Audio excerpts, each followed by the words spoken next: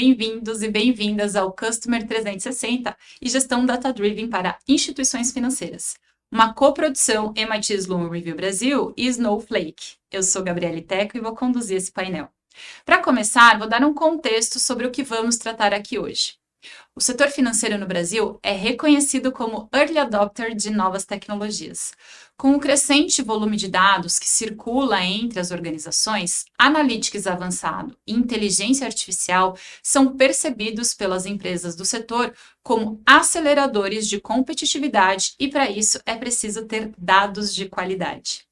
O Open Finance contribui nessa jornada. O sistema avança com conquistas que colocam a experiência brasileira como um case de sucesso internacional e contribui para fortalecer o conceito de Customer 360.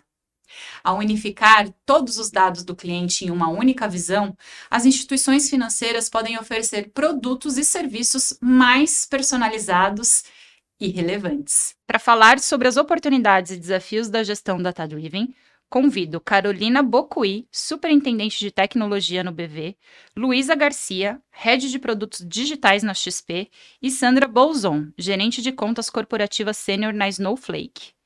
Eu estou bastante feliz e animada com esse assunto aqui que a gente vai conduzir.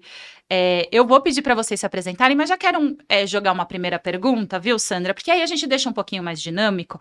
E para a gente entrar direto aqui no nosso tema, eu queria que você compartilhasse com a gente como é que você enxerga hoje a cultura data-driven nas instituições financeiras. Lembrando para você se apresentar e falar da Snowflake um pouquinho para a gente. Bem, prazer enorme estar aqui, ainda mais com esse quórum feminino. Obrigada, Gabi, obrigada, Carol, obrigada, Luísa. Bem, me apresentando, meu nome é Sandra Bolzon, eu sou gerente de conta sênior na Snowflake, né? E falando um pouquinho sobre a sua pergunta, né, como que eu enxergo a cultura data-driven nas instituições financeiras, é uma grande pergunta, porque, na verdade, existe uma dualidade ainda dentro do mercado, tá? Assim, da forma como a gente atua, né, com várias corporações, com várias instituições, e a gente tem essa conversa, né, dia a dia. Existem muitas instituições que já nasceram no mundo digital, né? A gente teve durante esses últimos 5 anos a entrada de várias instituições menores, né, que já obrigatoriamente nasceram dentro dessa cultura, né, de dados, orientada a dados, até por uma busca muito incessante de resultado, né? São empresas menores, nichadas, focadas dentro do setor financeiro. E a gente também tem os grandes bancos, né? Instituições de muito valor que sempre estiveram na vanguarda e tornaram o Brasil essa grande referência dentro do setor financeiro. Qual que é a movimentação que a gente enxerga nessas duas posições? A gente tem esse nicho, né, de instituições financeiras que começaram já dentro do ambiente digital e que começaram com poucos produtos, com foco muito em dados, e dado é muito relevante, mas ainda tem uma oferta muito baixa, né, quando a gente correlaciona com essas outras instituições financeiras maiores. E a gente tem, do outro lado, essas instituições financeiras maiores que foram muito empurradas aí por essas instituições financeiras menores, né, que já nasceram no digital. E que agora eu acompanho, assim, falar do último ano e desse ano de 2024, especificamente, né, do ano de 2024, por conta da chegada de IA, que estão aí acelerando cada vez mais os projetos, né, de tecnologia, principalmente focado em dado. Então, eu gosto de falar que existe ainda essa dualidade. Eu não posso dizer, é simplesmente um ou outro. E até nessas instituições que já estão muito focadas no dado, também existe a dualidade dentro da própria empresa, né? Às vezes é um determinado produto.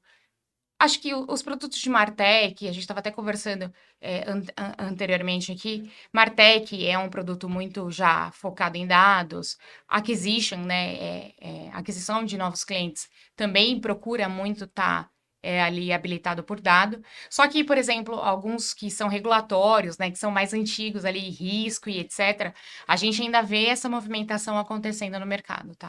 Perfeito. E aí eu quero trazer Carolina e Luísa para a conversa, porque aí a gente tem a experiência de vocês para a gente falar desse assunto tão importante que é a cultura data-driven.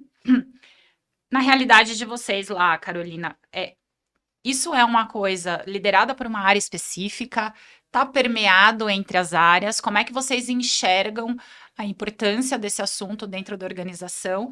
Lembrando para você se apresentar também e falar um pouquinho do BV. Boa, super prazer estar aqui com vocês. Acho que é um tema de extrema relevância não só para o mercado financeiro, mas também para todas as indústrias. E hoje no Banco BV, primeiro eu sou responsável aqui por uma área cross, que é a área de engenharia de clientes, e é a grande dificuldade que a gente tem, um grande desafio, que é a gente levar esse melhor dado do cliente, capturar esse melhor dado do cliente e oferecer o melhor produto. Então, a gente brinca bastante que é uma novela até o cliente chegar no banco, até ele sair com todos os processos e a importância da governança de dado em todo esse relacionamento. Então, hoje, na engenharia de clientes, a gente trabalha desde o momento de aquisição e segmentação do cliente e passando por uma fase de rentabilização e engajamento desse cliente até o pós-venda e o processo de cobrança. Todas elas com muitos e muitos dados. Então, seguramente eu consigo te afirmar que não está numa área isolada. A gente trabalha muito no modelo até bem conhecido no mercado, que é o HubSpoke. Então, a gente tem um hub de dados, que é o nosso orientador, é a grande bússola que a gente tem no banco de como é que a gente usa as melhores ferramentas, como é que a gente garante a melhor arquitetura, como é que esse fluxo e esse processo de gestão do dado acontece em todas as áreas, mas de fato, cada unidade de negócio tem a sua própria autonomia para utilizar o dado da melhor maneira. O ponto aqui relevante aí, comentando aqui com a Sandra, a questão de Martech, né? Então, hoje o banco com 7 linhas de negócio no varejo, mais o atacado, a gente tem uma abundância de dado relevante. Acho que isso é bem típico também da indústria financeira, que principalmente numa casa de crédito, a gente sempre teve essa relevância do dado no nosso negócio. Então, quando a gente muda a estratégia para ser um banco relacional, a partir do ano de 2019, essa cultura permeia todas as novas unidades de negócio. Então, para a gente hoje, a gente atingindo uma maturidade de como é que a gente usa melhor esse dado em qual o melhor momento do cliente. Então, o desafio hoje é atender a expectativa desse cliente, que é real time, né? Ele espera clicar e já ter uma melhor tomada de decisão. Esse é o grande desafio. A gente vai aprofundar mais nessas questões, tá? Muito obrigada, Luísa. Tua visão, né, de como é que funciona a cultura de dados lá na XP e para você se apresentar. Tá bom. Primeiro de tudo, obrigada, Gabi. Super prazer estar aqui nessa mesa redonda com duas incríveis executivas que eu conheci hoje. Prazer, eu sou Luísa, eu sou Head de Produtos Digitais na XP. Hoje eu estou responsável por todos os produtos de Asset Management e Seguridade, então seguros, previdência, consórcio, por aí vai. E trazendo um pouco para a realidade da XP, eu acho que é muito parecido com o que a Carol falou. Dado está já quase que entranhado no nosso sangue, assim, né? Difícil ter uma área na XP que ainda não usa dados para se guiar, para tomar decisão, para entender quais alavancas que a gente deveria mexer, né? Então, hoje, acho que assim como o BV, né, a gente está estruturado em unidades de negócio, em plataformas que já são multidisciplinares, né? Então, a gente tem pessoas de produtos, pessoas de engenharia, Martech, a própria disciplina ali de engenharia de dados, de análise de dados, né, performance analytics. Então, todas as unidades, né, e as plataformas que a gente tem, elas são autônomas na sua gestão, na forma como elas gerem os dados e também analisam tudo que está lá. Mas a gente, assim como o BV, tem uma governança cross, né, para garantir que tudo é relacional, né, que a gente consegue tirar um dado e usar em outra ponta, principalmente quando a gente fala de visão do cliente. Então, eu acho que deve ser um desafio de muitos dos bancos grandes, né, que a Sandra estava falando, que são muitos produtos, né? A gente tem poxa, diversos produtos financeiros lá na XP. Hoje em dia a gente já tem, né, alguns poucos anos, toda a frente de banking, de seguros. O nosso banco de atacado está cada vez mais evoluindo, abrindo novas linhas de negócio também. E a gente tem, de certa forma, áreas que fazem toda a gestão do canal do cliente, que é onde a gente gera aquisição, né? E aí, para isso, você precisa juntar também todos os dados, saber quem está entrando, como é que eu tenho a melhor conversa, como é que eu ofereço os melhores produtos. E se essas áreas, né, que têm um relacionamento com o cliente, que estão ali na ponta, tendo o dia a dia do contato, não conseguirem avaliar todos, né, os dados de todos os outros produtos, do que vai ser a melhor oferta, em que momento, fica muito complicado, né? Então, todos os dados eles precisam se relacionar de alguma forma para a gente conseguir, né, tomar as melhores decisões, mas sempre com o foco no cliente, porque aí, de fato, você, né, vai aprendendo quem é aquele cliente, qual é a necessidade daquele cliente e direcionando da melhor forma possível. Eu acho até, trazendo aqui para uma próxima dúvida, Luísa, Carol e Sandra, me ocorreu um passo anterior, então, porque acho que vocês, na fala de vocês falaram sobre governança, e a gente sabe que em dados, como quase tudo na vida, o output depende do input, né?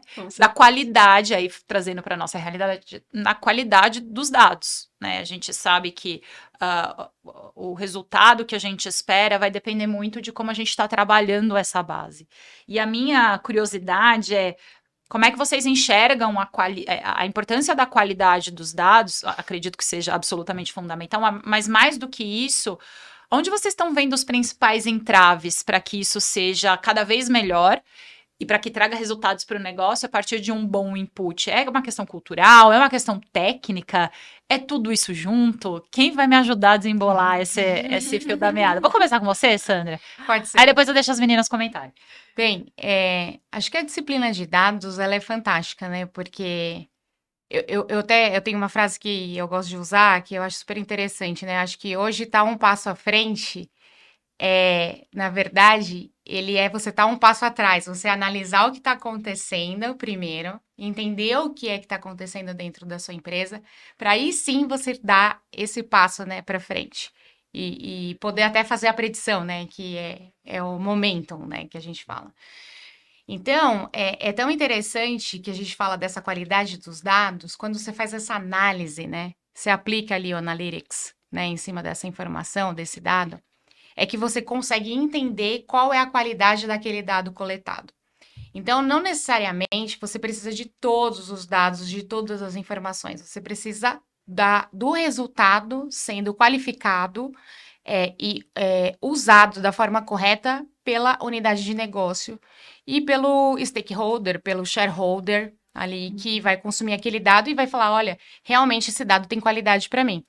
Ele vai me trazer um resultado, vai proporcionar um ROI ou até um investimento, né? Uma camada de investimento para determinado produto ou um lançamento de um novo produto. Ô, Sandra, Então, até, se você me permite falar, eu brinco com o time que, assim, a qualidade do que entra é a qualidade do que sai. Exato, né? exato. Seja de dados, seja do que a gente estiver discutindo ali. Então, para a gente, de fato, tomar a melhor decisão no final, que é isso que você está falando, né? Puxa, como é que eu aumento o meu ROI? Como é que eu, né, melhoro a qualidade do meu produto, a qualidade da minha experiência, que seja. A gente precisa ter confiança e segurança de que o que está entrando ali para eu fazer aquela análise é realmente o dado mais acurado e mais completinho possível, né? Não significa ter tudo, mas significa ter o correto. Não, perfeito, é exatamente isso. Então, assim, para mim, qualidade do dado, obviamente, tem todo o processo, né, que a gente fala, realmente eu vou coletar o dado e é um dado que é significativo para o meu negócio, né, para o meu core business ou para um novo produto, enfim. Mas ele tem que fazer sentido pro negócio, para a pessoa que está ali lendo o relatório lá na outra ponta, né? A gente está falando, tem a camada de ingestão, tratamento do dado, etc., modelagem desse dado, mas depois a análise desse dado, mas o stakeholder, né? Porque quando a gente fala do produto de dados, gente, dados é assim, ele só vai ser alavancado se ele fizer sentido para o negócio. Então, faz sentido para o negócio, aí eu linko isso com a qualidade do dado. Então, a gente até brinca que a gente faz um de trás para frente, né? Qual o objetivo que você quer alcançar? Porque aí eu vou conseguir dizer qual que é a qualidade desse dado que você precisa alcançar, né? E qual o tipo de dado que você precisa coletar. Isso é bem importante, tá? Porque a mesma qualidade para uma área, por exemplo, que a gente estava mencionando aqui de aquisição de clientes, não é o mesmo dado, não é o mesmo tipo de qualidade, por exemplo, que uma área de Martech vai ter, entendeu? Ela precisa de insights diferentes. Então, isso é bem importante de observar na geração do dado, tá? Na qualidade do dado. E aí, bem, eu acho que a Luísa colocou, até a Carol também, a questão da governança, né? Sem governança do dado, a gente não tem qualidade. Então, respondendo sua pergunta, Carol, de forma bem mais simples, eu acho que permeia não só tecnologia, não só pessoa, mas eu também linko isso também muito com o objetivo. Então, eu coloco esses 3 parâmetros: o objetivo, as pessoas que estão envolvidas dentro desse processo e, obviamente, a gente precisa da tecnologia como viabilizadora. Quer acrescentar? Não, eu acho que entendendo os drivers do negócio, né, seja, e aí derivando para as alavancas que você precisa trabalhar, de novo, seja em experiência, seja na visão de cliente, seja em financials, né? Ai, preciso aumentar o meu ROI, preciso reter mais o meu cliente que, poxa, tá saindo bastante. Preciso melhorar o meu funil. Que seja, assim, a gente, se tendo claro, né, quais são os drivers do negócio, aí sim você consegue ir derivando para que dados você precisa usar, se aqueles dados de fato têm qualidade, se não tem, se você consegue obter respostas a partir das análises que você está fazendo com o que você tem. Porque, de novo, né, não basta você ter a abundância de dados, né? Você pode ter lá um monte de coisa, mas se você não souber usar isso com qualidade também, aí não adianta de nada. Eu acho que tem, até vou te puxar, Carol, para essa conversa, porque eu acho que a gente observou no mercado um momento onde, não sabendo o que era importante, se pedia tudo, né? Para o cliente, então isso era um terror, porque era o tempo todo preenchendo o formulário. Eu falei, gente, mas acabei de. E aí a gente juntou lá um monte de informação que não necessariamente está sendo usada, processada ou entregando valor para o negócio. Vocês acham que a gente já passou esse momento, essa bolha, ou ainda se pede muito mais do que se utiliza efetivamente, Carol? Gabi, é uma tentativa de comando e controle do cliente, né? É uma tentativa e às vezes o cliente não quer responder aquele dado. Então, acho que complementando aqui, o problema não é tecnologia, né? Tecnologia hoje a gente também tem em abundância e a gente tem até que tomar cuidado nas empresas com empilhamento de tecnologia, que isso gera complexidade de gestão.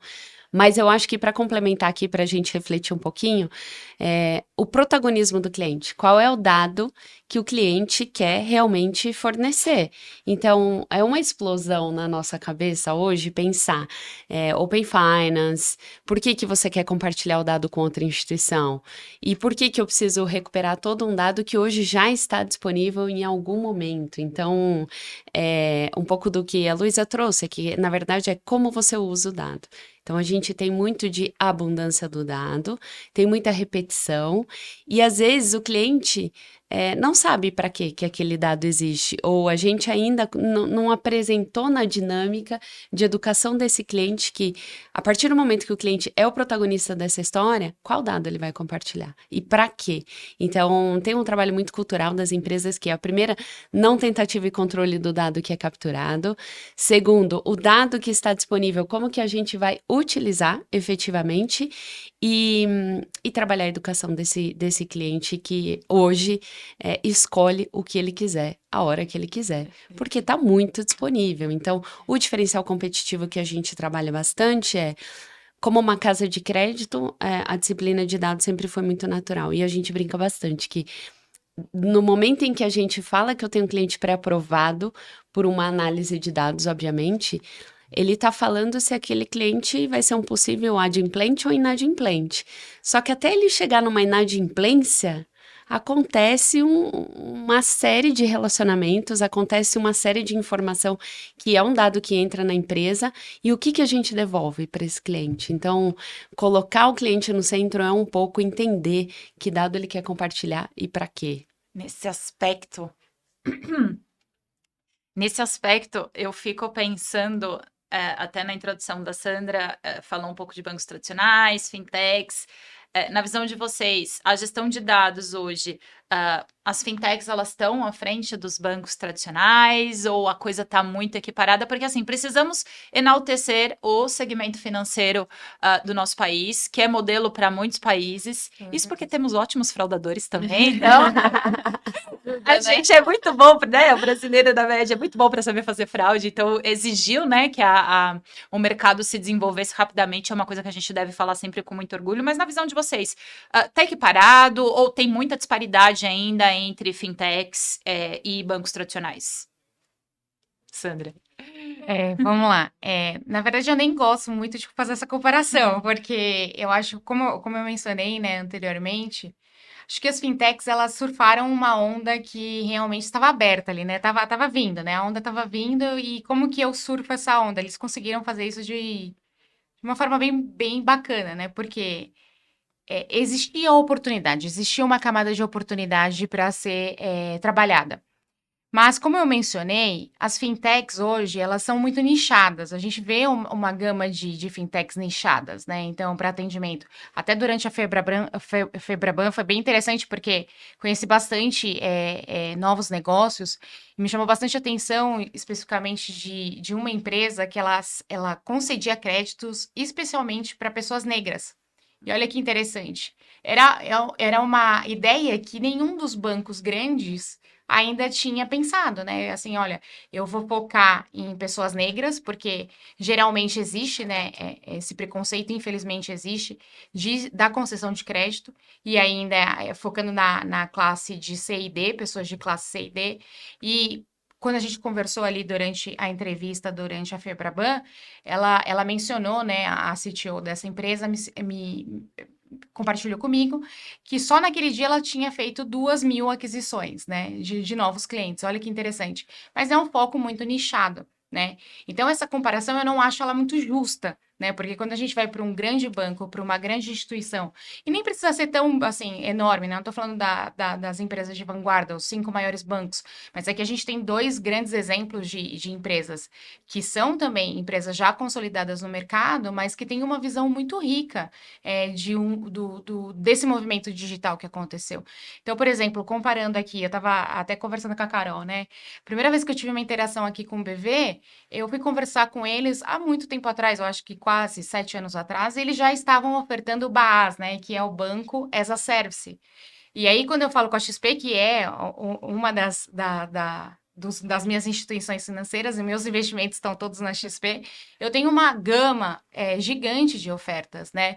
E não é uma grande instituição, ali não são os 5 principais bancos, mas para mim é o meu principal ali meio de investimento, né? A minha principal instituição de investimento. Então, acho que essa comparação, ela não é justa, porque eu tenho uma instituição, às vezes, muito parruda, que me oferta uma gama enorme de ofertas, onde eu posso ali ter uma fidelidade.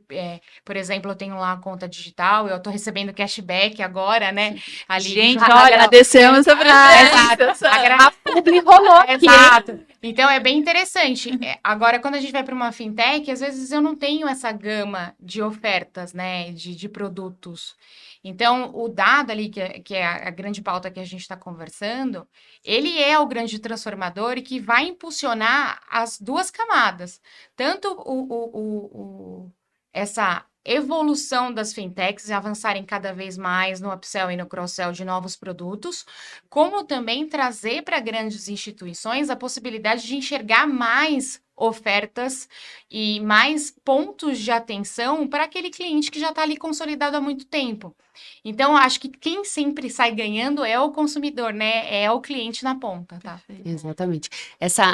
Esse ponto que ela trouxe aqui do Banking as a Service, eu acho que vai muito na nossa linha também. A gente acredita muito no desenvolvimento e na democratização do mercado financeiro como um todo. Então, a gente se posiciona realmente como esse banco que ajuda o desenvolvimento de outras fintechs a entrarem no mercado sem precisar ter toda a estrutura que um banco deveria ter. Então, vantagens e desvantagens, eu acho que consumir, ter uma visão de ecossistema e desenvolvimento do mercado financeiro como um todo na junção de grandes bancos com as fintechs, eu acho que a gente sai com esse mercado de nicho muito mais especializado, que é uma vantagem para o cliente, sem dúvida nenhuma, e também você tem um outro tipo de monetização, é um portfólio diferenciado ali numa relação B2B, que é mais sustentável do ponto de vista de grandes bancos ou fintech. Então, a gente não acredita muito na concorrência ou na comparação,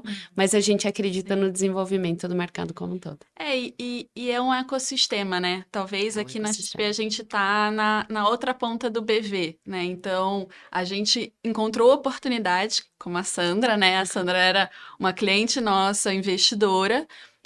Puxa, por que não oferecer serviços bancários para ela? E dentro dos serviços bancários, a gente é um banco relativamente novo, né? Nosso core de investimentos, puxa, é super sólido, tem muitos anos, né? Mais de 20 anos no mercado, mas a gente é um banco há 4, 5 anos, né? E para a gente conseguir evoluir mais rápido também, né, conseguir ofertar uma proposta mais completa para Sandra, por exemplo, a gente precisou dessas fintechs também. Como é que a gente acelera? Então, eu acho que o movimento é muito mais dos bancos aproveitando essas fintechs nichadas, né, para se desenvolver mais rápido, porque sim, é mais lento, né, você mover uma grande instituição do que você criar um negócio do zero ali, com todas as fundações já super tecnológicas, mas as grandes instituições também têm mais dinheiro para investir, principalmente agora que o capital está escasso, né? Então, eu acho que é uma junção. E quando a gente usa as fintechs, né, para se alavancar nos negócios, conseguir completar a nossa proposta de valor, né, a nossa oferta de produtos de uma forma mais rápida, com mais time to market, aí a gente também vai enriquecendo tudo que ela tem lá, que às vezes as fintechs mesmo, né, elas se plugam em diversos lugares, e elas também conseguem nos ajudar, eventualmente, a entender melhor o cliente, dado o contato que ela tem do cliente em outros lugares também. Então, eu acho que o ecossistema se consolidando e os bancos também entendendo que oportunidade que conseguem tirar a partir, né, dessas fintechs se consolidando também em determinados nichos, acelerando essa visão de negócio. Isso é muito legal de observar a transformação pelo qual o mercado foi passando ao longo dos anos, inclusive do ponto de vista cultural, que no passado, década de 90 anterior, não que eu estivesse viva, mas que o mercado tinha mais um aspecto de competição o tempo todo, nós contra eles, e o quanto a visão ecossistêmica ela vem se tornando algo mais do que relevante, porque, inclusive, tem a ver com a minha próxima pergunta, que é o Open Finance, ou como essa integração e muitas vezes compartilhar informações é uma coisa que é importante para todo mundo, né? Inclusive para o cliente, para ter menos trabalho. Então, a visão ecossistêmica e a cooperação, mais do que a competição, porque a competição sempre vai existir, né? Mas a cooperação entre as organizações, eu acho que é um movimento que, como mercado, a gente vem observando não só no setor financeiro, mas em outros. E que bom, né? Porque eu acho que é mais razoável.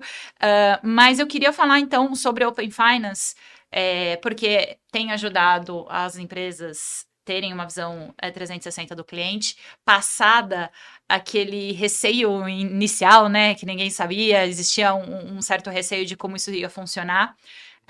Vocês acreditam que as empresas, elas estão preparadas para usar esses dados para personalizar a experiência do cliente e escalar os negócios? Porque a nossa grande pergunta aí, falando como cliente, era, tá, mas que vantagem eu tenho com isso tudo? E acho que hoje essa discussão, além de ter a prática do dia a dia, essa discussão já avançou. Então, queria ver no entendimento de vocês como é que vocês veem isso funcionando na prática, Luísa. A gente passou tanto Vai tempo. lá. Ui, desculpa. Pode falar, Carol. A gente passou tanto tempo falando com o cliente, não compartilhe seu dado, não compartilhe seu dado. E de repente a gente fala, compartilha seu dado, vem aqui e a gente vai ter uma melhor oferta para vocês. Só queria colocar essa observação, Luísa, vai lá. Não, perfeito, perfeito. E eu acho que até o Open Finance ele ainda está muito no início, né? Acho que até ano passado a gente não tinha nem tanta segurança assim de que os dados que estavam chegando eram os melhores dados. Eu não tenho como saber a qualidade dos dados em outros lugares também, né? Então eu acho que talvez tenham alguns cases que começam a ficar mais claros agora, que a gente começa a usar. A Carol falou bastante sobre modelo de crédito, né? O Open Finance traz muitas oportunidades para você entender melhor o cliente, principalmente quando ele é um cliente novo, né? E eu acho que essa era a grande oportunidade dos grandes bancos também, porque ele pegava o cliente desde lá da faculdade, né? Até efetivamente ingressar no mercado de trabalho, começar a se desenvolver. Então, ele tem, de uma forma geral, muito mais dado, muito mais riqueza, histórico, né? E com o Open Finance a gente passa a ter acesso a esse histórico. Então, eu acho que traz muitas oportunidades, eu acho que a gente ainda está refinando muita coisa. Quando a gente traz para o modelo né, para o âmbito de investimentos, a gente teve a última etapa ali do Open Finance, né, também se solidificando no último ano com o que eles chamavam de Open Investments, né, e entrou agora no universo do Open Finance. Ainda tem a frente de Open Insurance, que é a frente de seguros, que ainda está, né, a SUSEP está tentando alcançar. Tem o FED que vai sair em breve. Mas a gente já começou a usar esses dados agora, né, aqui na XP e em muitas outras instituições, para entender cada vez mais o 360 do cliente e, de fato, começar a usar isso para não só personalizar melhor. Eu acho que talvez as instituições ainda estejam um pouco distantes de usar o dado para personalizar, mas sim para começar a ofertar produtos melhores, produtos que a gente já tem na prateleira, né? Então, eu consigo hoje saber se a Sandra tem... A Sandra não vai ter um investimento vencendo em outro lugar, porque ela é cliente nossa, mas assim, né? Se a Sandra tivesse lá um investimento no banco XYZ... eu consigo saber, puxa, Sandra, esse investimento seu lá está vencendo. Por que você não, né, aproveita aqui para olhar para a nossa prateleira, né? A gente tem essa e essa oferta que são melhores do que o produto que você tinha. Então, assim, a gente já consegue começar a usar isso para ofertar novos produtos. Eu acho que, né, a maior parte dos bancos já estão começando a fazer isso, principalmente no âmbito de investimentos. E quando a gente olha para um âmbito mais geral dos dados transacionais, acho que a gente está começando também a evoluir nessa frente de modelos de crédito.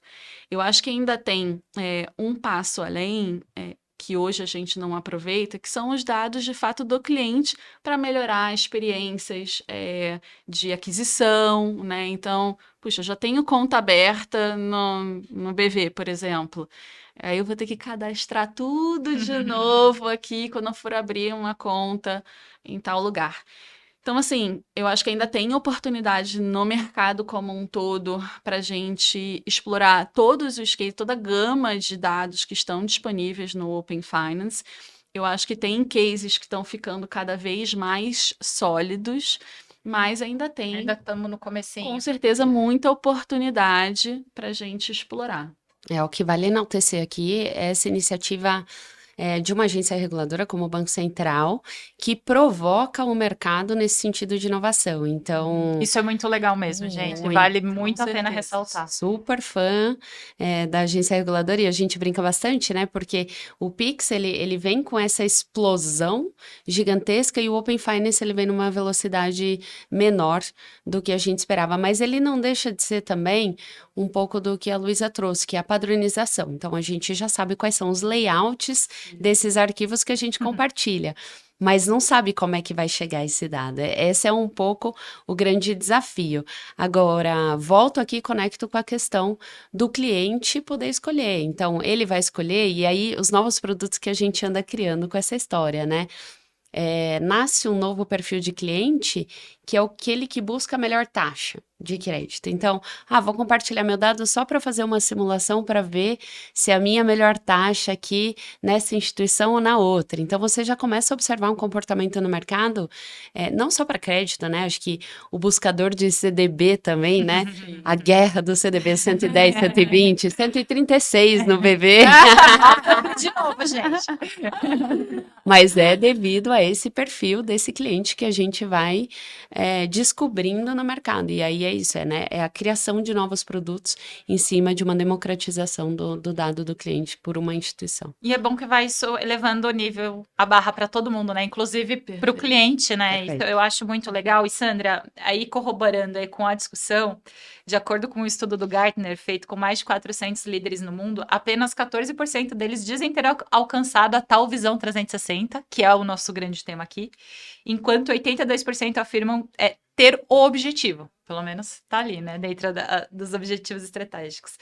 Na sua visão, qual que é o primeiro passo que as empresas podem dar de fato rumo a tal visão 360? Nossa, essa pergunta é muito bacana, né? Porque é o meu dia a dia, né? Quando eu vou conversar principalmente aí na camada de instituições financeiras, que é a nossa pauta aqui hoje. Tem um estudo do Christopher Penn, que ele é super, assim, é uma referência em tecnologia e marketing. E ele fez um estudo sobre gestão de empresas data-driven, né? Como se chegar a isso. E aí, durante esse estudo, ele menciona lá que as empresas, elas passam por 5 fases. A primeira fase é o cara, simplesmente, ele não está muito interessado, né, sobre os dados, ele armazena os dados, mas não está coletando, aí ele fala sobre um armazenador de dados. O próximo passo, ele fala que é um cliente ali, né, uma pessoa, uma instituição que é curiosa, ele começa a armazenar os dados, mas ainda não aplica Analytics corretamente dentro desse dado. Depois ele fala assim, uma instituição que ele tem ciência, então é a próxima fase, ele já coleta esses dados, ele armazena os dados, ele trata esses dados e trabalha com esses dados, ele começa a gerar insights. Aí depois a gente fala que ele realmente é um cliente que é uma instituição que realmente gera insights, então ele é drivado, né? Ele começa a ser drivado por dados, mas ainda não está na sua completude. E só aí depois que chega mesmo o momento data-driven. Então você imagina, porque só coletar os dados e receber insights, na visão do Christopher, e eu também concordo com isso, ele não é o que a gente chama de uma instituição data-driven e, consequentemente, não é uma instituição que conhece a vida do seu cliente. Eu não costumo nem mais usar Customer 360, eu já falo Customer Life, porque a gente tem que entender a vida desse cliente, né? Como a própria Luísa colocou, a Carol aqui. A gente já tem agora aqui como consumidores, né, ávidos pelas instituições financeiras, né? A gente conhece, a gente tem muito acesso, né, às informações. A gente quer realmente tudo de forma imediata. Eu quero que tenha uma oferta para mim, mas que aquela oferta faça sentido no meu momento de vida, né? Aquele CDB 136%, que faça momento faça jus, né, ao momento que eu tô passando aqui, aos meus investimentos, né? Isso aqui vai me agregar algum valor, eu ter relacionamento com o BV nesse momento.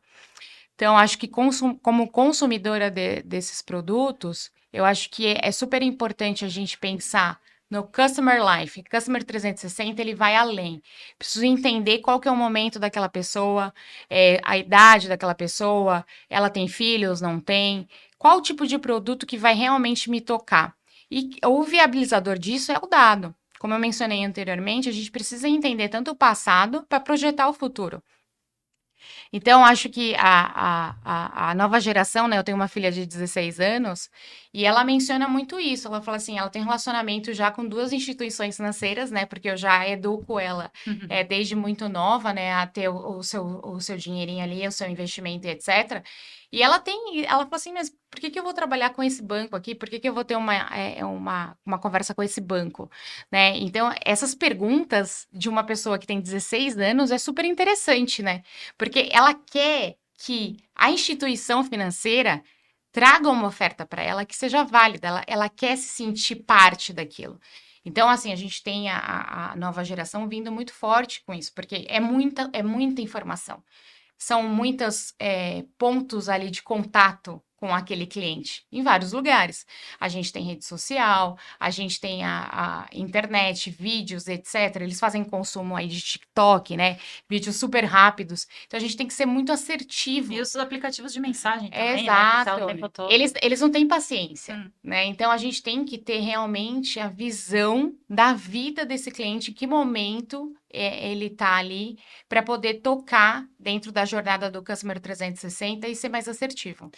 Ô, Sandra, até você comentou sobre o Customer Life, né? Eu tava falando para vocês antes da gente entrar aqui que eu acabei de voltar da China, tem acho que umas 2 semanas.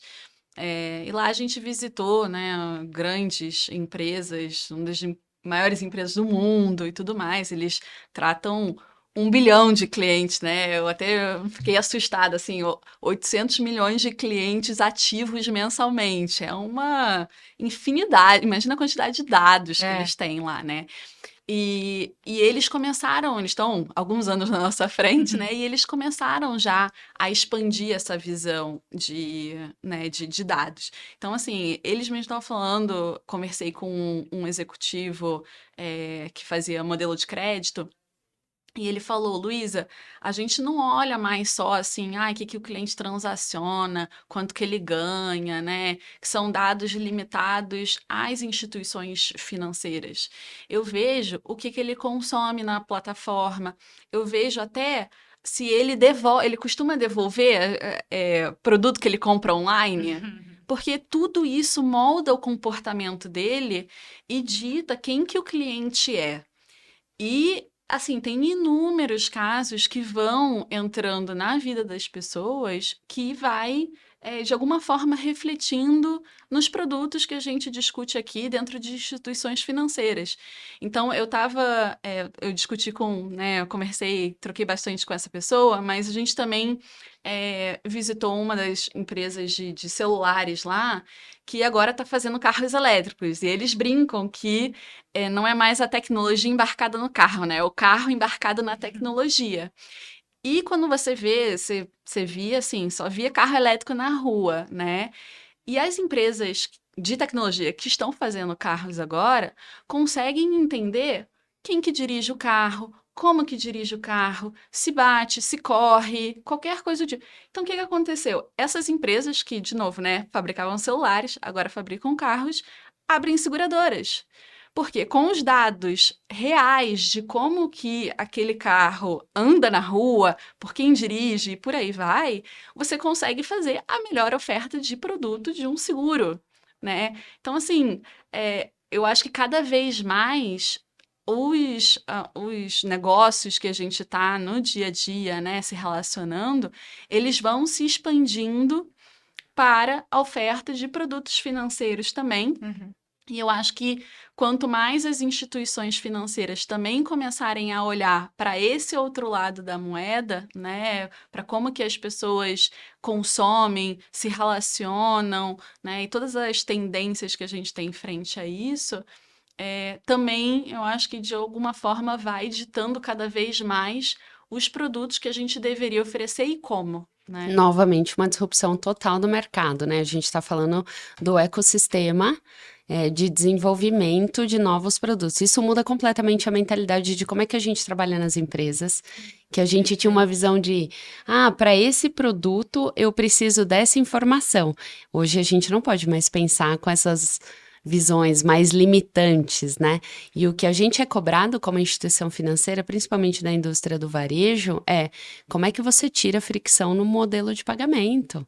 E bem ou mal, com uma altíssima adesão no Pix, você ainda tem que abrir o aplicativo, colocar a sim. sua senha. Isso é fricção no fluxo do varejo. Então, quanto mais a gente evolui, maior é a cobrança de outros mercados. Então, é só olhar o movimento de indústrias do varejo abrindo instituições financeiras e tendo seu próprio fluxo de pagamento. Então, a gente não olha mais para, vamos concorrer dentro da instituição financeira? Não. Esse movimento vem de qualquer lugar.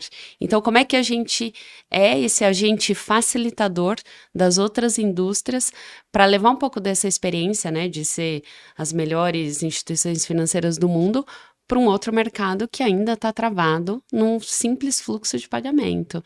Então, acho que um pouco essa é outra visão.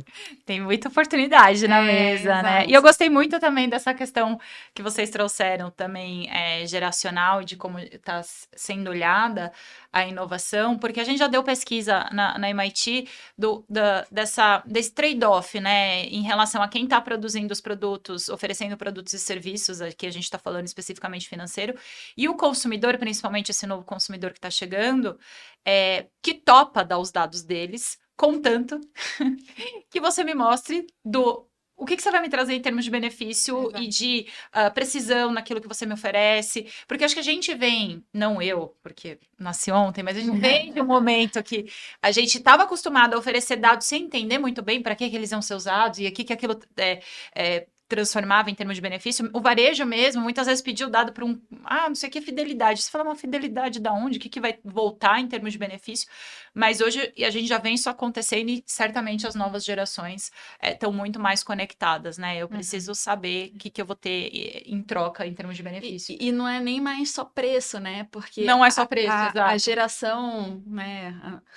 A geração A nossa aqui, a nossa geração. né, que hoje consome e compartilha os dados, a gente compartilha normalmente e fala, eu vou compartilhar meus dados do Open Finance porque eu vou ter o desconto aqui, vai, né, anular a anuidade XYZ, ou, puxa, eu vou ter uma oferta melhor do CDB, tal, tal, tal, tal.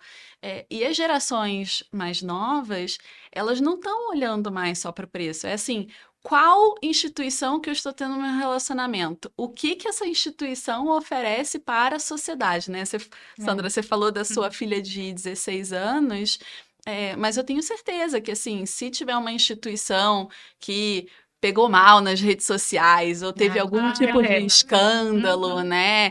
Que não tem, às vezes, absolutamente nada a ver com o produto em si, mas é o posicionamento dela, já repele esse tipo de cliente, né? Aí não é mais só o preço. Não importa que ele vai me dar o cartão Ultra Mega Blaster de graça. Eu não quero mais me relacionar com uma instituição que se porta ou se posiciona dessa forma. E não tem fricção de saída.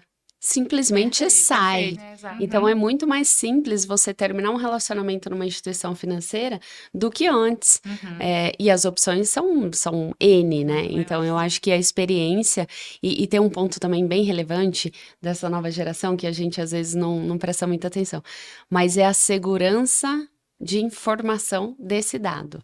Se acontece uma vírgula também de informação com dado, obviamente é direito de todos os clientes exigirem essa segurança da informação, mas a gente, como você colocou, né? Hoje, aqui o mercado brasileiro, ele tem esse desafio das fraudes e a gente tem que ter N camadas de segurança, porque são milhões de ataques, sei lá, por mês, né? Uma coisa muito...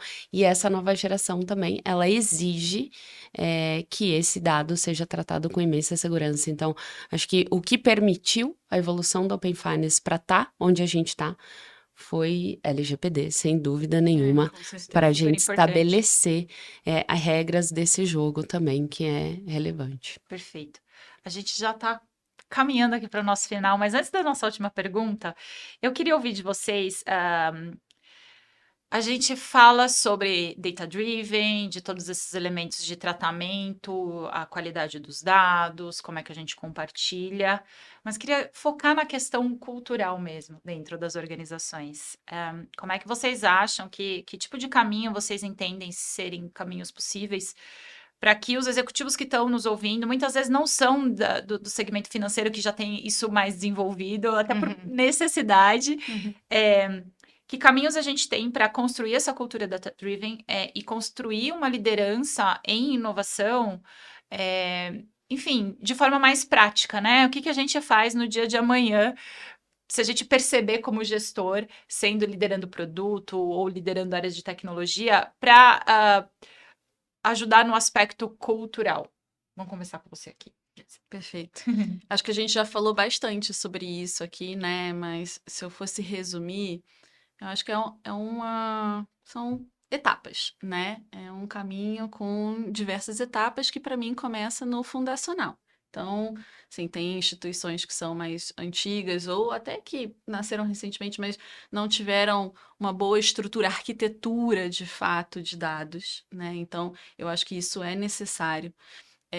Entender como que você vai colocar aqueles dados, né, num lake, em qualquer que seja a arquitetura que você decidir, e como que vai ser a governança disso. Então, de acordo com como está estruturada a empresa, eu vou dar autonomia para as áreas, né, gerirem os seus próprios dados, ou não, ou a gente vai ter, né, de alguma forma, uma área centralizada que vai ter que ir de caminho em caminho. Eu acredito muito no modelo descentralizado porque você ganha velocidade. Mas toda descentralização exige governança, né? Então, é importante, sim, ter um direcionamento, né, de arquitetura, de como que esses dados vão se conversar e de como que cada um, né, vai garantir qualidade daqueles dados específicos.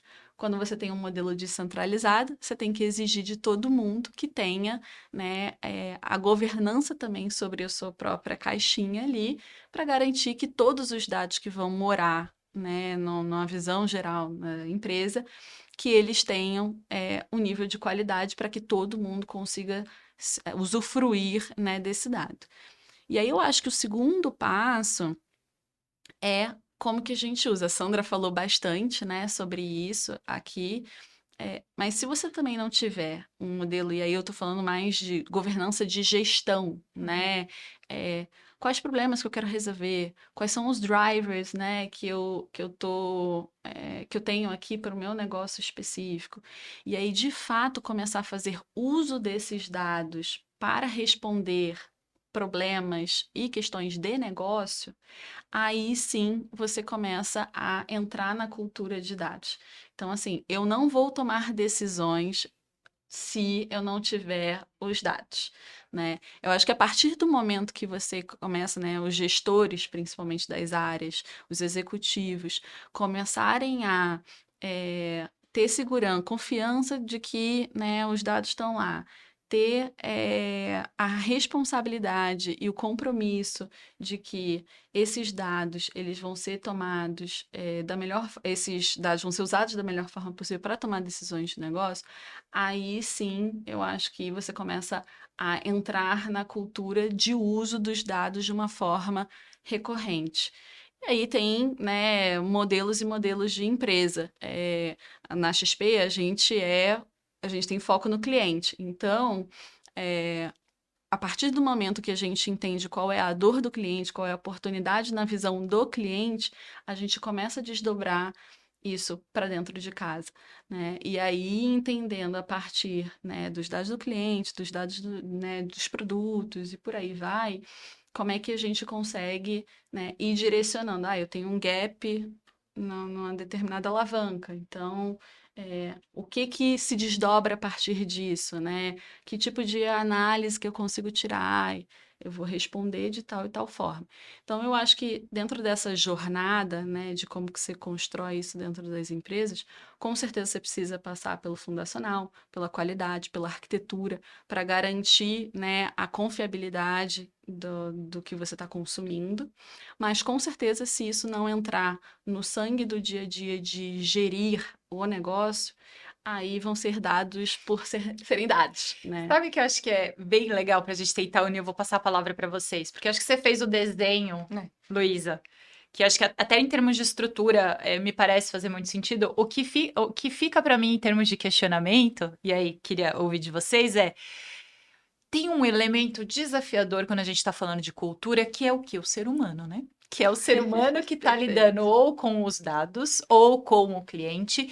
E como é que a gente equaliza dentro da organização? Como é que vocês fazem, por exemplo, lá, Carol, na BV, trabalha em parceria com as áreas de negócio? Qual é o papel do RH, por exemplo, na disseminação de uma cultura de dados, de que forma que todo mundo conheça essa estrutura, a gente tem uma boa governança, mas que acima de tudo as pessoas não se sintam intimidadas, né? Eu estou trazendo isso porque para vocês no mercado financeiro isso seja uma questão menos relevante, mas não é o que a gente vê da porta para fora para os outros setores, onde as pessoas ficam meio em pânico, né? Ai, mas eu não sei o que eu faço, como é que eu faço? Então, como é que entra o elemento, o fator humano aí, quando a gente está falando da cultura de dados? Boa, vou pegar carona na jornada aqui da Luísa, então, e vamos olhar a jornada desse colaborador que trabalha dentro da jornada de dados. Bom, o primeiro ponto aqui é levar essa informação para o colaborador, né? E de uma maneira mais leve. Então, o que a gente provocava? A gente provocava treinamentos dos mais tradicionais, conteúdo, etc. Mas os hackings também funcionam muito bem, que é a prática, né? Então, eu acho que trazendo o exemplo do BV, a gente tem um espaço no BV, chama BVX, e a gente promove eventos de inovação onde a gente leva empresas especializadas, principalmente em dados de desenvolvimento, para trazer um pouco mais dessa cultura.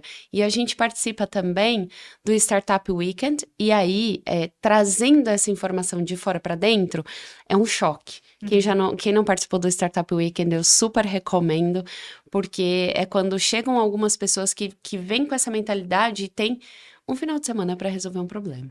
É isso. Então, e aí você começa a trazer que é possível. Então, o primeiro item aí é quebrar um pouco esse paradigma de que começa pelo nome, né, gente? Cientista de dados. Eu acho chique, eu acho bonito. Mas é algo que assusta ali no emocional, e quando a gente quer levar ao contrário, a gente quer levar uma intimidade com essa gestão baseada em dado. Então, levar essa cultura, acho que a gente foi muito para a prática, muito para o hands-on. E esse ponto que a Luísa traz da tomada de decisão também, ela é super relevante. Porque a gente também tem pressa, né? E também é um fator muito humano. E aí, para a gente construir esse fundacional que ela traz e que é super relevante, eu acho que é o segredo aí dos cases de sucesso, ele vai contra a nossa pressa. Então, a gente começa a contar umas histórias assim, vamos fazer um caso de uso? Por favor, liguem os seus radares quando vocês escutarem um caso de uso sem ter o fundacional pronto, porque vai construir algo que talvez não seja replicável para outro negócio e não seja replicável para outro segmento de cliente. Então, ter esse pensamento ambidestro que vamos construir um caso de uso rápido, vamos errar rápido ou vamos acertar rápido, mas com esse olhar no fundacional ele é super relevante. Então, 2 pontos de atenção que fica aqui. O primeiro é criar essa intimidade com o dado e saber que ele faz parte. Aliás, ChatGPT trouxe isso pra gente, né? Foi a popularização da inteligência artificial, uma matéria que uma disciplina, né, que a gente já vinha tratando há muito tempo, principalmente no corporativo ali, na academia, desde 1950, e de repente, um app na sua mão, e aí todo mundo começou a criar as suas imagens, né? Aquelas imagens, o gatinho na lua. Tudo isso, gente, é uma espécie de pedagógico, é um jeito de treinar e popularizar a inteligência artificial, que era algo, os algoritmos, também é uma outra palavra que afasta, o machine learning. Então, tudo isso como é que a gente cria essa cultura de intimidade, porque não tem volta, né? Tem muitas matérias aqui esse ano falando o inverno da inteligência artificial. Eu brinco que não é um inverno, é no máximo um outono por uma questão de liquidez de mercado, só isso. Mas não tem volta. Então, essa popularização cada vez mais. Acho que o fator humano é isso, a educação é realmente colocar na prática, colocar no dia a dia. Saiu um relatório muito bom ontem também, que é inteligência artificial na prática do brasileiro. É muito interessante ver como é que as pessoas estão utilizando. E para as empresas, quebrar um pouco essa mentalidade de que tem um controle, mas sim tem problemas que a gente ainda nem conheceu e que a inteligência artificial já consegue lidar de maneira diferente. Então, essa é a ideia, e principalmente do time de pessoas que organiza o treinamento, que participa com as startups e traz o hacking. E se eu puder complementar até, Claro. dado que a gente falou de RH, lá na XP a gente usa muito dados dentro da área de gente, né? Inclusive, a gente tem o nosso próprio ChatGPT lá, né? A nossa AI. E um dos heavy users é o time de gente, assim. Que Então, legal. a gente fala também muito sobre os dados de negócio, né? Mas o negócio também passa muito pelas pessoas que estão ali, né? Os colaboradores. E a gente também tem diversos dados, né? Dado de remuneração, dado de performance, dado de avaliações, por aí vai. Então, assim, a partir do momento que até o RH começa a usufruir dessas tecnologias, né? Para fazer gestão de dados e também tomar melhores decisões, aí eu acho que, de fato, na empresa, você vai vendo o desdobramento do uso de dados de N formas. Exato. Então, a gente falou muito de negócio, mas assim, eu vejo que até uma consultoria de RH consegue se usufruir, né, do uso de dados da melhor forma possível, com tecnologias até mais recentes que a gente vê entrando no dia a dia das E a pessoas, conversa né? fica super pragmática, né? É. Porque são fatos e dados atrelado ao comportamento humano. É super Perfeito. bacana também. É legal. Aqui eu até queria complementar rapidinho, porque eu acho que vocês colocaram, aí puxando já um pouquinho a sardinha para mim, né? Vocês colocaram pontos super importantes, né? Que realmente a gente precisa ter o fundacional para quando a gente fala de cultura, né? Como que eu trago essa cultura? Como que eu minimizo, às vezes, o impacto, né, de transformar uma determinada área com um dado que chegou, né? Aquela área está operando de uma determinada forma, de repente se mudou-se o cenário, né, por conta de uma demanda de mercado, enfim, de um novo entrante.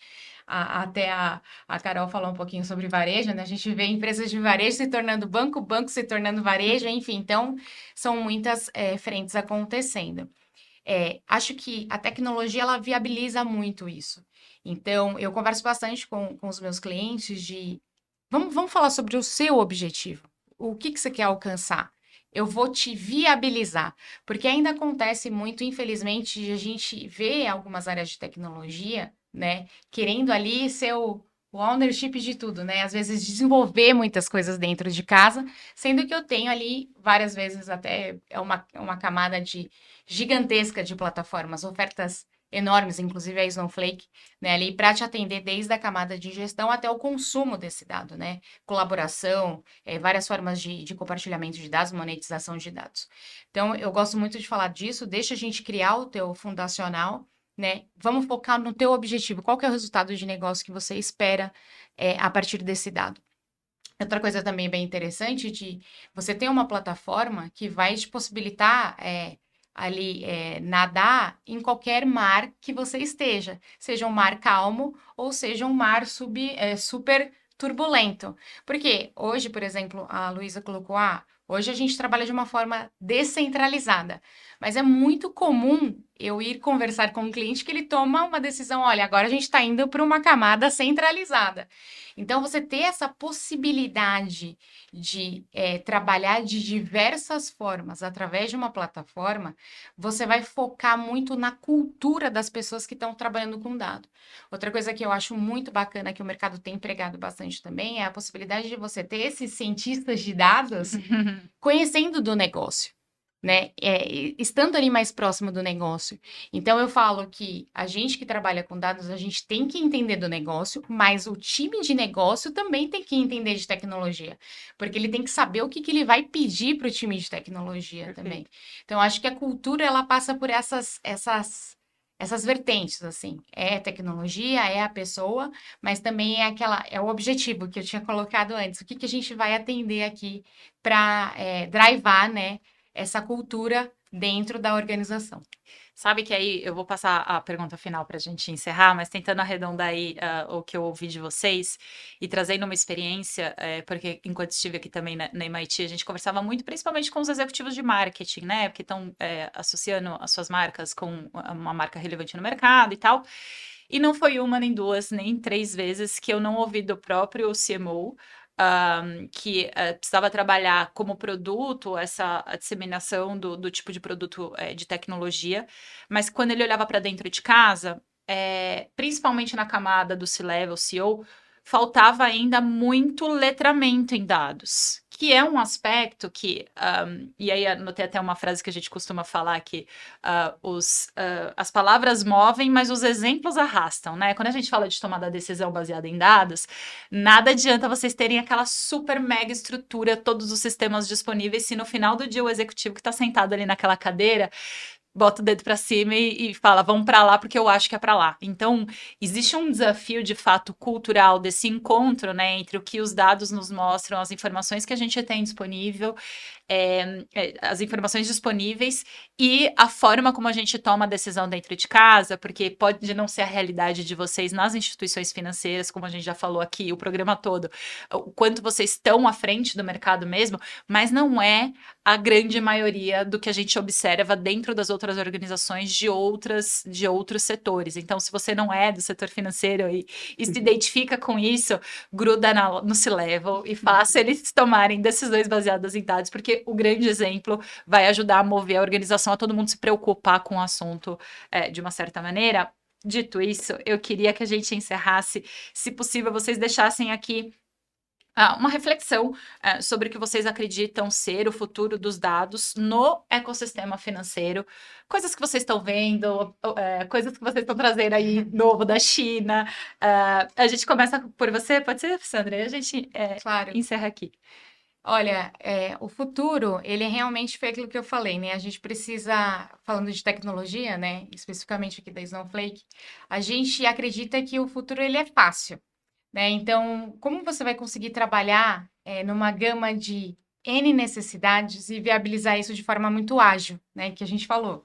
O meu cliente lá na ponta, ele não quer esperar mais que você vá instalar um servidor durante 3, 4 semanas, aí depois vem um time todo para operar todos esses sistemas, fazer as configurações, etc., para depois disponibilizar esse dado para o time de dados, a entrar numa esteira, num pipeline de dados, para depois ser consumido ali pelo time de stakeholders, né? E eles verem o benefício de se ter um dado de qualidade, né? Para tomada de decisão.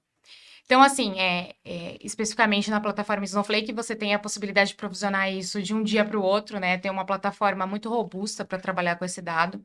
Então, a gente acredita muito nessa facilidade, né, de ali entregar para o meu cliente uma camada de abstração, né, de infraestrutura, onde ele foque no que ele é muito bom, né, que é exatamente cuidar do seu cliente, ofertar o melhor produto financeiro, que aqui a gente está falando de produtos financeiros, mas enfim, pode ser varejo, pode ser manufatura e etc. Então, a gente acredita muito nisso, tá? Na viabilidade de você ter uma camada de plataforma que atenda todos esses papéis. Outra coisa também é essa questão que a Luísa colocou muito, que eu acho que é super interessante, que a gente bate bastante, para a gente ir pro IA, que já está aqui, né, Carol, como você mencionou, não tem mais volta. Você precisa ter a fundação de dados, porque se você coloca um dado ruim, obviamente a sua modelagem, né, a predição ali que está sendo realizada com um modelo pode ser IA tradicional, né, ou até a gente já fala até de GPU, de GenAI, etc., né, de você conversar ali com o seu dado, ele vai ser ruim, ele vai te responder ali o que você tem armazenado. Então, acho que são esses dois pontos, né, de você entender que você tem que focar no que você é muito bom, né, como instituição financeira ou instituição de varejo, etc., ou qualquer outra indústria que você esteja, focar no que você tem necessidade de negócio e buscar muito esses players que já estão aí no mercado, que Mais uma vez, né? Eu sou focada nisso, né? A plataforma é focada e aí eu consigo embarcar uma série de funcionalidades e viabilizadores para cada necessidade de negócio. Então, acho que isso são 2 pontos que eu coloco que são super importantes. Eu aproveito para me despedir. Obrigada, viu? Adorei. Imagina, obrigada eu. Vamos lá, Carol. Vamos lá. A gente acredita na facilidade, mas a gente principalmente acredita na leveza da vida financeira também do cliente. Essa leveza a gente precisa traduzir em facilidades e processos mais simples. E sem dúvida nenhuma o dado ele possibilita isso, né? Então a gente já vê uma mudança no comportamento do consumidor. Que leva uma visão de, a gente chama isso muito o banco invisível, né? Um conceito bem falado ali. O banco invisível nada mais é do que você conseguir estar inserido na vida desse cliente, mas de uma forma simples, de uma forma que ele nem perceba que ele está no bom e velho banquês, e é isso que o dado possibilita para a gente, né? A gente conhecer mais esse cliente, a gente entender qual é o melhor momento dele, qual o melhor produto dele, quais são as garantias que ele tem, sem ele perceber que ele tá ali numa relação como antigamente a gente fazia, como os maias e os incas faziam.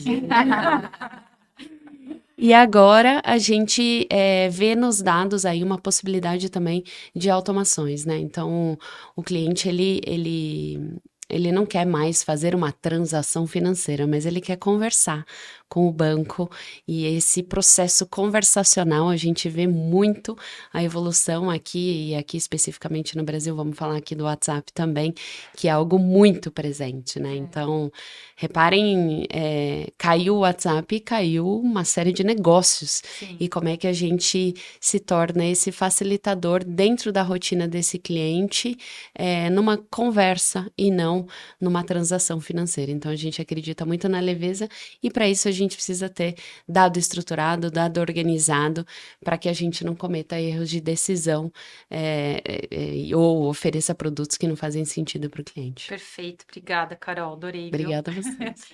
Vamos lá, Luísa. Bom, se eu fosse separar, eu separaria em 2 pontos diferentes, tá? De um lado, eu acho que os dados eles vão ser cada vez mais públicos, né? Vide Open Finance que a gente estava discutindo há pouco tempo atrás. Sendo os dados cada vez mais públicos, todo mundo tem acesso a tudo, né? Então, eu acho que quem eventualmente vai ganhar o jogo é quem fizer o melhor posicionamento para o mercado e também conseguir oferecer a melhor experiência e o melhor produto para esses clientes. Então, você conseguir tratar esses dados, ele vai ser mais importante do que ter acesso aos dados, porque todo mundo vai ter acesso aos dados. Então, eu acho que quanto mais essas empresas, né, as empresas de uma forma geral, independente de serem instituições financeiras ou não, conseguirem ter estruturas robustas de tratar e usar os dados para gerar, né, os melhores, a gente falou um pouco de personalização, né, mas conseguir personalizar, né, o negócio dele para os clientes, eu acho que vai ser, né, um jogo ganho aqui. E por outro lado, a gente começou a falar de inteligência artificial, né, de novas tecnologias, e lá na XP a gente já começou a usar inteligência artificial para geração de leads, para tratar determinados problemas. Então, é uma realidade que já está aqui. E para você conseguir fazer essas tecnologias funcionarem para o seu negócio, você precisa não só capturar os dados, mas ter esses dados estruturados de uma forma que você consiga gerar esses modelos preditivos e esses dados trabalharem em real time para você, né? O input que você gera, né, no WhatsApp, a gente tem um case lá super legal poxa, a gente já tem inteligência artificial embutida no WhatsApp para geração de conversa para um determinado produto. Então, assim, é na hora, né? Eu esquento o lead, já jogo o lead, né, para uma mesa, para uma pessoa ainda, né, falar, mas eventualmente você vai ter essa dinâmica toda fluida. Então, assim, você se preparar também para conseguir trabalhar, é claro que é um passo além, né? Mas começar a trabalhar com esses dados real time por um cenário de tecnologia que já está aqui, eu também acho que vai ser a segunda parte do jogo ganho, né? Ganhar o segundo tempo. Você ganha o primeiro tempo, depois você ganha o segundo tempo. Então, eu vejo nesses dois aspectos. Perfeito. Obrigada, Luísa. Acho que foi Obrigada, muito eu. bacana. Queria agradecer mais uma vez vocês. Acho que foi um papo que a gente conseguiu passear por todos os aspectos que a gente se programou para a área. Acho que até um pouquinho mais. Então, eu estou super contemplada aqui. Obrigada mesmo, viu? Obrigada. Obrigada, foi um prazer. meninas. Obrigada. Muito sucesso. Bom, e para você que nos acompanhou até aqui, deixar o nosso agradecimento em nome da MIT Sloan e da Snowflake. E vejo você na nossa próxima oportunidade. Tchau, tchau.